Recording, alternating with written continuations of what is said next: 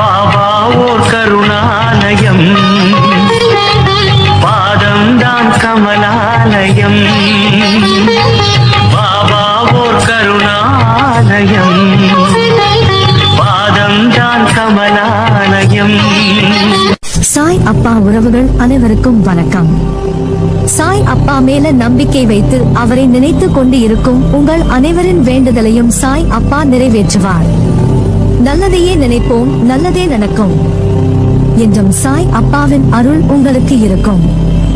நம் மனதிற்கு இதமான சாய் அப்பாவின் இன்றைய அருள்மொழியை கேட்போமா? அன்பு குழந்தையே, என் மனதிற்கு பிடித்தமான செல்ல குழந்தை நீ. உனக்கு நான் அள்ளி அள்ளி தரப்போகிறேன். இத்தனை நாட்களாக நீ பட்ட கஷ்டங்கள் எல்லாம் ஒரு முடிவுக்கு வந்துவிட்டது. உன் கடன் சுமை தீரும். உன் குழந்தைகள் உனக்கு பெருமை சேர்ப்பர். திருமணம் தடைப்பட்டு கொண்டே இருந்தது, அதுவும் நீங்கி மிக விரைவில் உன் மனதிற்கு பிடித்த ஒரு உறவு ஒன்று உன்னை தேடி வரும். மிகப்பெரிய அற்புதம் உன் வாழ்க்கையில் நடக்கும். இனி நீ கவலைப்பட வேண்டிய அவசியமும் இருக்காது. இனி ஜெயமாக இருப்பாய். இன்னும் கொஞ்ச நாள்தான். நீ ஆசைப்பட்டது மாதிரி உன் வாழ்க்கை மாறும். என் மீது நம்பிக்கை கொள். கண்டிப்பாக நான் உனக்கு ஒரு நல்ல வாழ்க்கையை அளிப்பேன். இன்னும் சில தினங்களில் வெற்றி மேல் வெற்றி பெற்று சீரும் சிறப்புடன் இருக்க போகிறாய். அதனால் உன் மனதில் இருக்கும் அனைத்து எதிர்மறை எண்ணங்களையும் அழித்துவிடு. நன்றாக இருப்பேன், லட்சியத்தை அடைவேன் என்று முதலில் நீ நம்பிக்கையாக இரு. அப்போதுதான் உன் வாழ்வில் அமைதியும் வெற்றியும் ஏற்படும். நான் நேர்மையாக நல்ல எண்ணமாக தான் சிந்திக்கிறேன். ஆனால் நான் எதிர்பார்க்கும் எந்த நன்மையும் நடக்கவில்லை, கெடுதலே நடக்கிறது என்று புலம்பாதே. சில விஷயங்களில் நீ எதிர்பார்த்தது நடக்காமல் போனால் அது உனக்கு தீமைதான் என்று முடிவு செய்யாதே. வாழ்வில் நினைத்தது நடக்க நல்ல நேரம் ஆரம்பமாக வேண்டும். உனக்கு விரைவில் நல்ல நேரம் ஆரம்பமாகிவிடும். அப்புறம் பார், நீ தொட்டதெல்லாம் வெற்றிதான். அதுவரை வாழ்க்கையில் ஏற்ற இறக்கமான சூழ்நிலை இருப்பது இயல்பே. ஆனால் எது உன் வாழ்வில் ஏற்றம் இறக்கம் என்று நீ முடிவு செய்வதை விட காலம் அதை முடிவு செய்யும் போது இது ஏன் இப்படி நடந்தது என உனக்கு புரியும். கவலைப்படாமல் உன் கடமையை செய். அன்பான, நிறைவான, மகிழ்ச்சியான வாழ்க்கையே என் ஆசிர்வாதங்களுடன் நீ நன்றாக வாழ்வாய். அதுவரை உன் கர்ம வினைகளால் உனக்கு ஏற்படும் சுகத்தையும் துக்கத்தையும் நீ அனுபவித்தே தீர வேண்டும். ஆயினும் விதியால் நிர்ணயிக்கப்பட்டதை நம்பிக்கையும் பொறுமையும் இருந்தால் சுலபமாக அதை நீ எதிர்கொள்ளலாம். முதலில் நீ பொறாமையை வென்றிடு. நீ வெறுக்கும் மனிதர்கள் வளம் பெற்றால் உனக்கு என்ன நஷ்டம் ஏற்பட்டுவிட்டது? அவர்களுக்கு கிடைத்தது அவர்கள் செய்த பாக்கியம். உனக்கும் கிடைக்கும் அவர்களை விட இரட்டிப்பு மடங்காக. அதனால் மற்றவர்களை கண்டு நீ எப்போதும் பொறாமை கொள்ளாதே. நீ உனது கடமையை மட்டும் செய். உனக்கு தேவையான அனைத்தையும் வழங்குவது என் பொறுப்பு. அதை கண்டிப்பாக தருவேன். கேடு செய்த அவர்களுக்கு நல்லது நடக்கிறது என்று பொறாமை கொள்கிறாய். அவர்களுக்கு அவர்களுடைய கர்ம பலன்களால் கிட்டியது. அவர்களை போன்று பதவி, அதிகாரம், பணம், செல்வாக்கு உனக்கு கிடைக்க வேண்டும் என்று எண்ணுவதால் உன்னை தேடி வரும் நல்லதை நீ தவற விடுகிறாய்.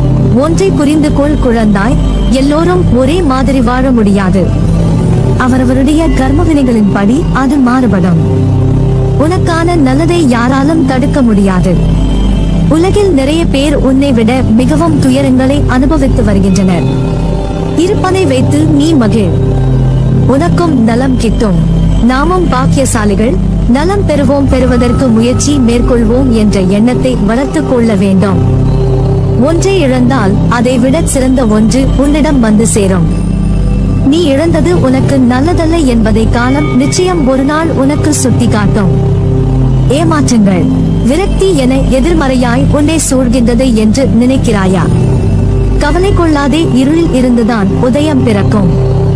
அதே போலவே பௌர்ணமி, அமாவாசை என இரண்டுமே உலக மனிதனின் வாழ்க்கையை சொல்லும் மிக பெரிய உதாரணம்.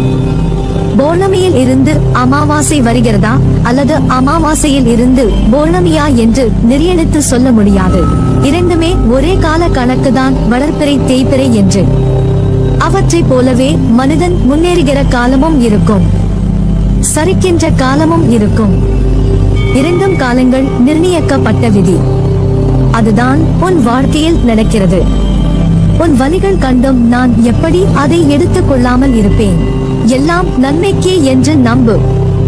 உன் நம்பிக்கையும் பொறுமையும் தான் வாழ்க்கையை வெற்றி என்னும் திசையில் பயணிக்க வைக்கும். உன்னை சூழ்ந்துள்ள துயரங்களையும் சூழ்ச்சிகளையும் எதிர்த்து அதை தகர்க்க செயல்பட்டால் அதற்கு பெயர்தான் தைரியம். அதை மனதில் கொண்டு தைரியமுடைய ஆத்மாவாக எந்த சூழ்நிலையிலேயும் எதிர்கொள்ளும் மன வலிமையையும் நம்பிக்கையையும் வளர்த்துக்கொள். அதற்காக அந்த தைரியத்துடன் உன்னுள் இருக்கும் கோபம், விரக்தி, ஏமாற்றம் ஆகியவற்றால் உன் மனம் காட்டும் தீய எண்ணங்கள் வழியில் செல்ல நினைக்க கூடாது. அது உன்னை அழித்துவிடும். நீ யாரையும் பழி வாங்க வேண்டிய அவசியம் இல்லை. அவரவருக்கு உரியவனை பயன் அவளை போய் சேரும்.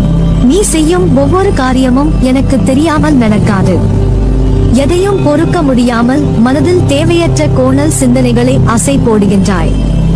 முதலில் அந்த மனக்குப்பைகளை மூட்டை கட்டி தூக்கி எறிந்துவிடு. அப்பொழுதுதான் உன்னால் உன் லட்சியத்தை பற்றியும் உன் வளர்ச்சியை பற்றியும் சிந்திக்க முடியும். கவலைப்பட்டது போதும் குழந்தையே.